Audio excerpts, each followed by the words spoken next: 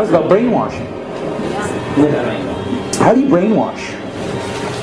Well, you repeat it. You repeat the same thing over and over again. You know, if somebody's resisting the concept, if you keep fucking repeating it, after 6 times, they'll incorporate it in their brain.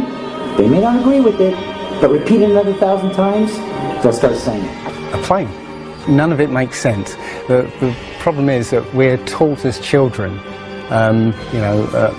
this ball earth lie. And, you might ask as a child, what about the people in Australia? They're standing on the bottom of the globe, won't they fall off? And your teacher says, no, gravity. And you go, oh, okay. And you never go back to that question. University institutions, physics, the Royal Society in London, that supports NASA, Newtonian physics, why objects move on a ball spinning 1,000 miles an hour while it's going 26,000 miles around the sun. It's basically the model we accepted right now. I don't feel it's spinning 1,000 miles an hour right now. Oh, that's because of gravity. Hey, gravity, what's that? That's the thing you can't feel. Oh yeah, can you prove that in an equation?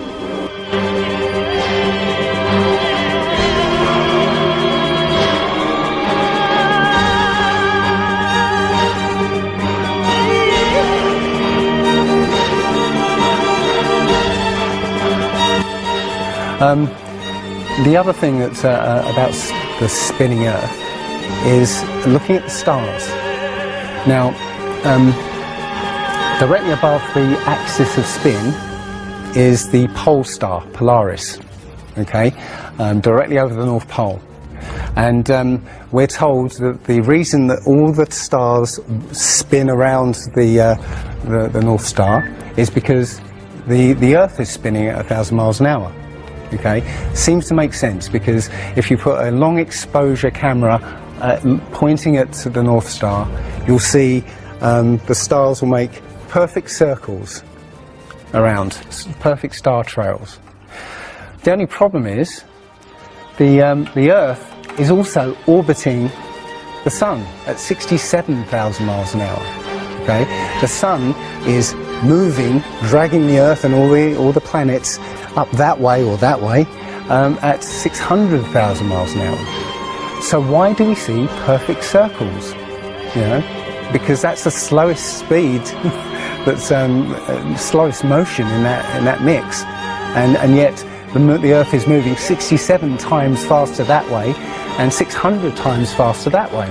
So you should see the stars do all sorts of strange motions, but you don't. You only see them make these perfect circles. That tells me that it's the stars that are moving, not the Earth. It's an official NASA photo of the first Apollo 11 lunar module landing on the moon. I mean, it's right there. This is proof, man. It's the picture's right there. It's landing on the moon. But the only problem I have with this picture is that it's taken from the moon. I don't know what the big deal was with being the first guy on the moon. It seems the camera crew was already there. The fucking tripod. Camera A, B, C. Back in the 60s, I mean, I know people who believe they saw the landing on the moon because they heard it on the radio. There is so much to this. As I said, if you start looking and asking questions about the very basic things, you'll find that the answers you were given as a child just do not make sense. So the idea there is that it must be a globe because the sun. If the sun's here, then it's got to be dark on the other side. Well, the thing about the sun is that we're told it's 93 million miles away. It's not. It's actually something around 3,000 miles away and about 34 miles across. That might sound really crazy, but if you look at look out on a day that's got broken cloud, you'll see that the sun rays will come out at an angle. Most people have seen this. The rays come down at angles.